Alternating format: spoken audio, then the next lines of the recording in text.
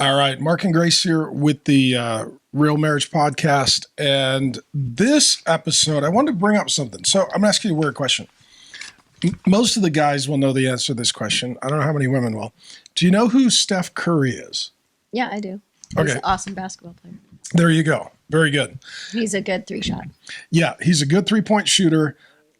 If he was a football player, would you have any idea who he was? Absolutely, I would not have any idea. Okay, so now you know what we're dealing with at our house. So Grace likes basketball, not football. But Steph Curry professes to be a Christian. Him and his wife, Aisha, they have 4 kids.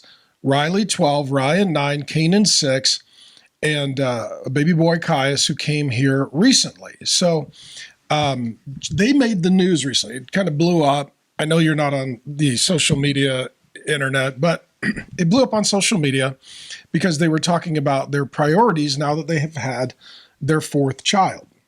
It's a lot of kids. It's a lot of kids. And, you know, dad's gone, traveling, a lot going on. So mom's got her hands full for sure. And so I will read you the quote. She was speaking to People magazine, which is probably the beginning of all the trouble. Trustworthy source. And talking about how she, 35, and her husband, Steph, 36, balance their work and being parents to 4 kids. And she said, I think for us, our relationship always comes first, then we're parents. And let me double check here. Cute photos of her and the kids. They're really, really cute kids. Jammy photos, all good. So what do you think about that? Then the internet blew up. And a bunch of people were like, how could you possibly not make your kids your priority? A lot of the women in particular took to the comments. There was kind of a firestorm on social media. You know, once you have children, your children need to be your highest priority, your priority over your husband in marriage. So the women were giving her a little bit of grief. What do you think about that? Well, I mean, we've taught what she said for a lot of years, and it's tricky to do. It's tricky to do that balance because the kids are demanding, and when you have 4 of them, it's a lot to keep marriage priority over. But we've absolutely taught that because that's what the Bible teaches, and that if you have a good, healthy marriage and you're investing in that, then your kids benefit from that, and they are less selfish because they're seeing, hey, mom and dad need time, and so that they can have an outpouring for us when it's our time. So what are the benefits to a couple that does prioritize their marriage? And it doesn't mean you neglect your children. Correct. It just means your marriage gets your first and best time and energy. And sometimes there's emergencies and kids are sick and things happen. Absolutely. Often there is. Yeah, there's got to be a lot of grace on all this. But what are the benefits if the kids aren't the priority, the marriage is? What's the benefit to the kids? That if they aren't the priority, the kids aren't the priority.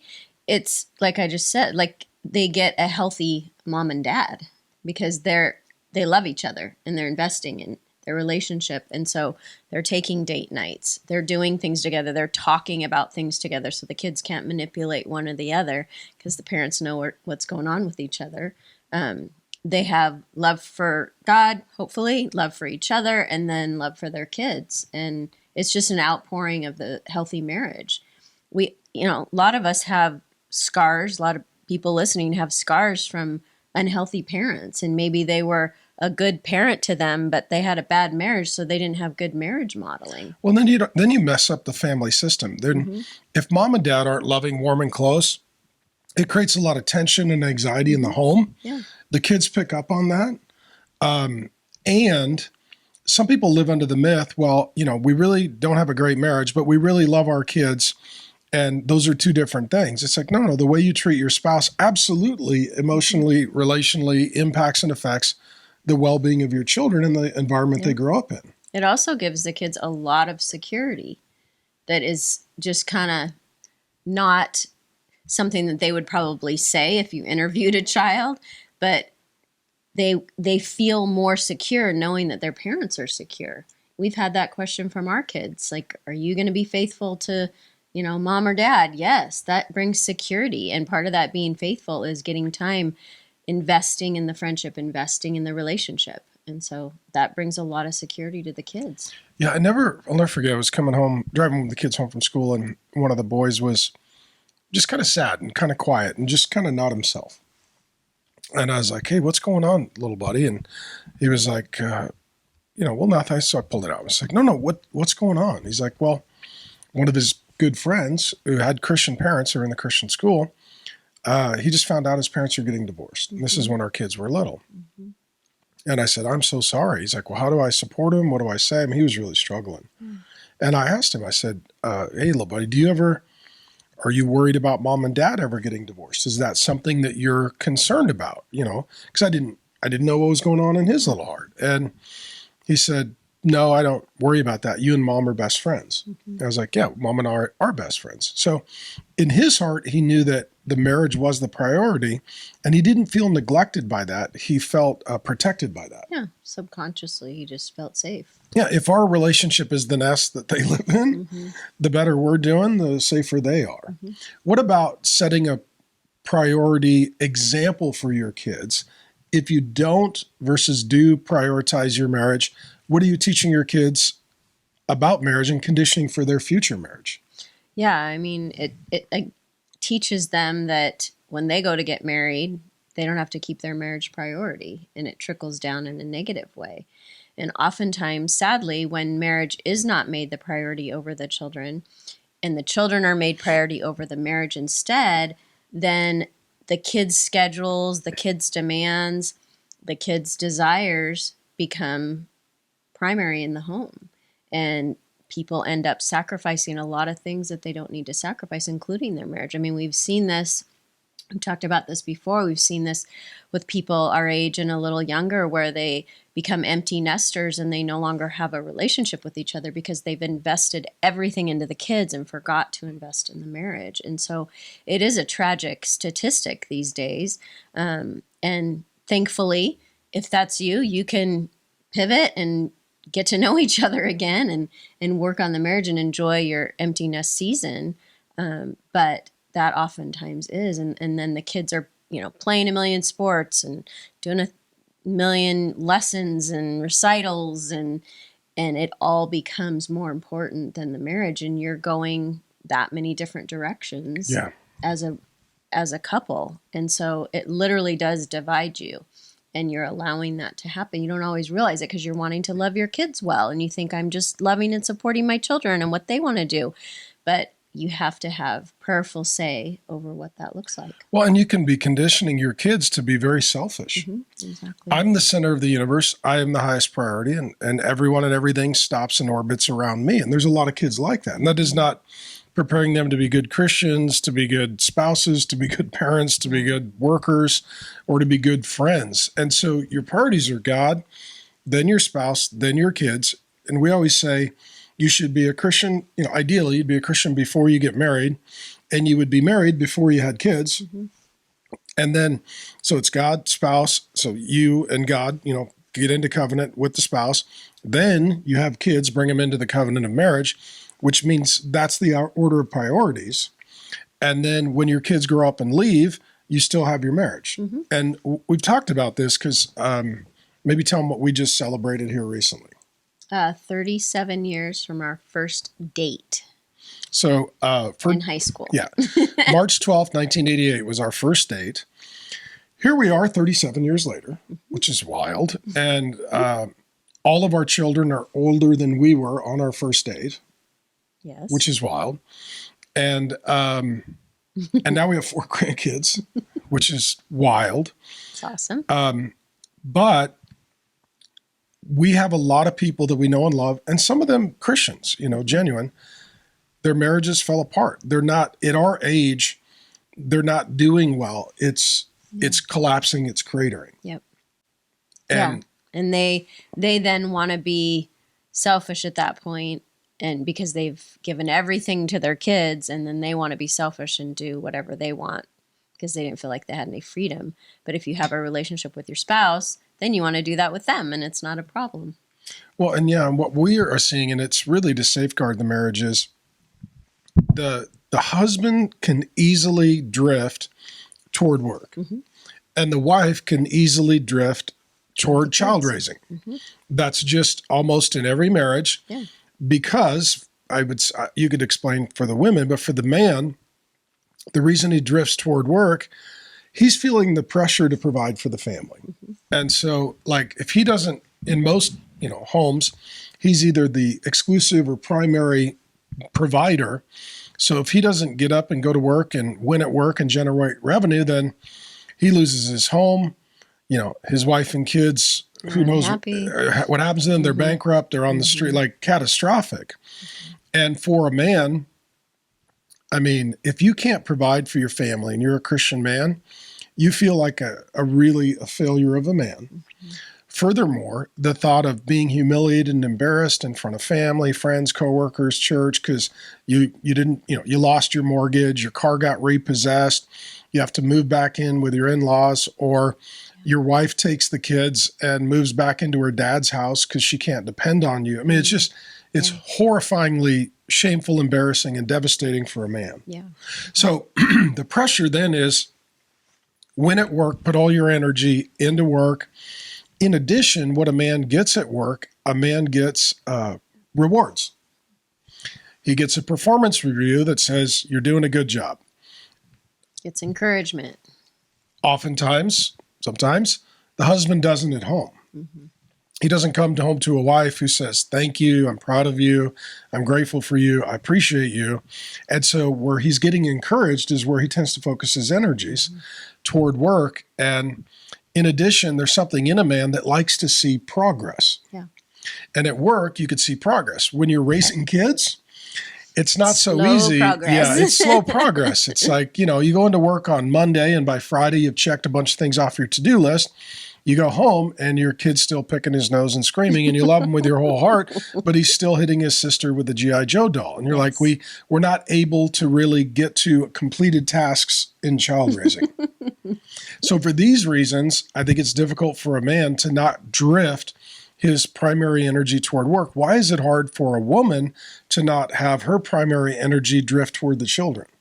Because there's so many things to do for them and so many ways that they have to be served, especially when they're all little, and you have to do everything for them, and or ideally start training them how to do things, which takes time in serving them and coaching them up. And so it's easy to just get consumed with all of that. I know I did that a lot, and instead just think, this is what I got to do, and not stop and take time to figure out, okay, I do need to do these things, but how do I keep marriage priority? How do I put the marriage back in first place?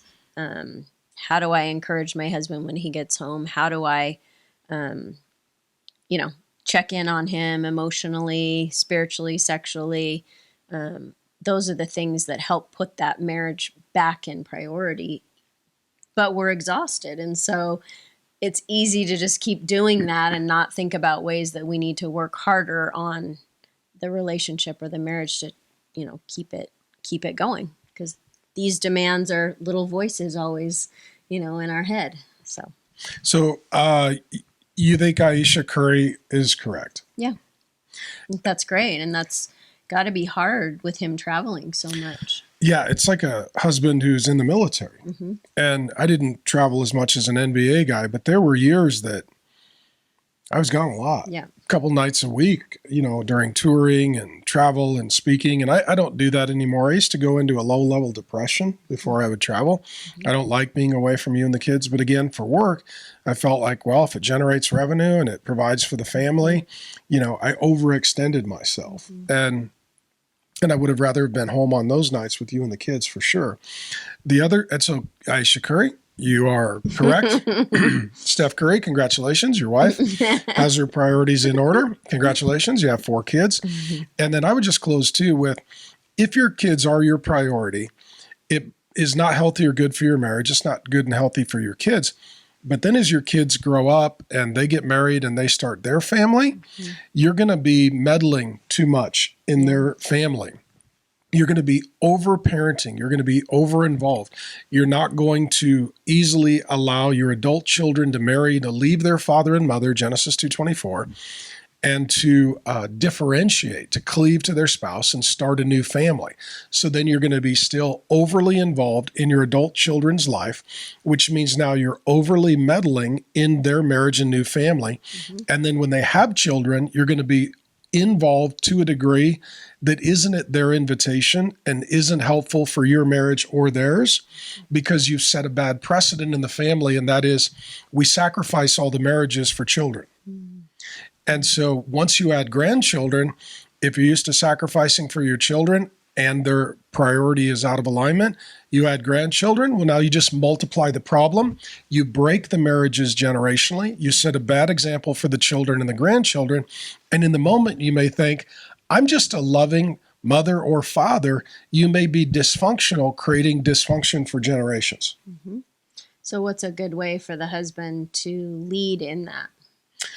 I would say come home from work and make sure that you don't, because if he's spending all his time at work, she's like, well, then I'm going to spend all my time with the kids. Like, if you're not here, I don't need to invest in you because you're not here to be invested in. So the husband's got to come home from work, and then he's got to be the head of the household, as the Bible says. Doesn't mean he's domineering or overbearing, but he lovingly leads and says, honey, and we're having these conversations right now. Like, we have grandkids that we love and they're fantastic, and the kids want us in our grandkids' lives, which is great. I got 2 full-time jobs. You got a job.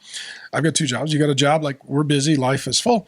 So we need to keep having conversations about how are we doing? Where are we at? The last few days, we've been going through our calendar.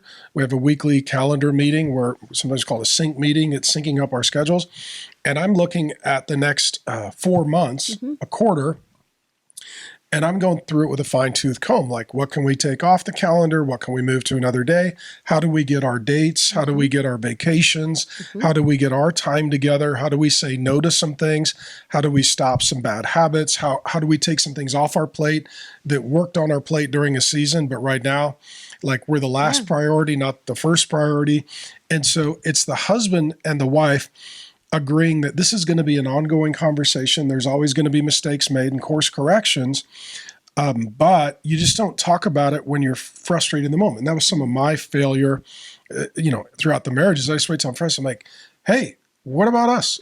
What I know, the women in the church and the kids, and everybody feels loved. Like, but like, we're not doing that great. We're not getting our time together. And so, as a man, it could be for a wife too. Like, just not waiting until you're so frustrated that it's just venting rather than planning. And I think a woman wants to hear, hey, I would love to spend time with you. I'd love to go do something fun with you. So what does it look like to get on in our calendar, dates, vacations, and have dates and vacations and time together? Can we start planning that instead of, can you stop paying so much attention to the kids? Like, do it in a way where you're inviting her to spend time together because you love her and you want to be in relationship with her and you see the relationship as valuable.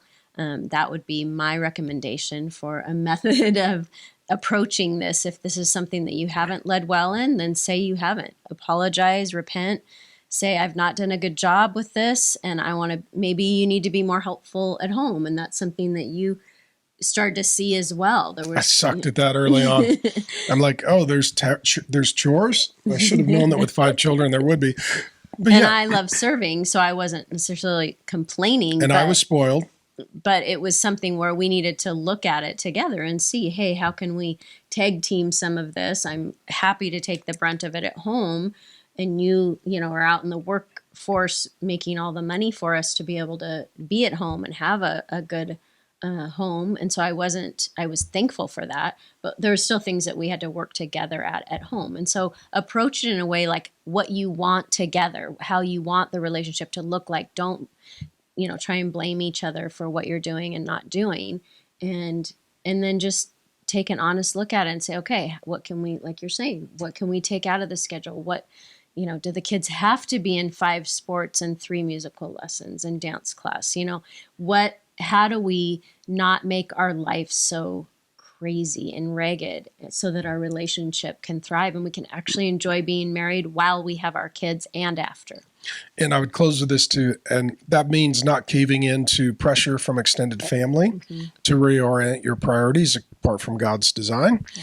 And also not caving into the pressure of social media, pushy parents, women with strong opinions. And what was interesting, full circle back to the story, Aisha's like, I prioritize my marriage. That's what we do. And she gets attacked largely by a bunch of women who are doing it wrong, but are pressuring her to do it like them. And they probably aren't happily married. Well, not if they're spending all their time on the internet That's meddling right. in someone else's family and marriage. It's called busybody. All right, cool. We'll see you again. Thanks for tuning in. And congratulations to the Currys.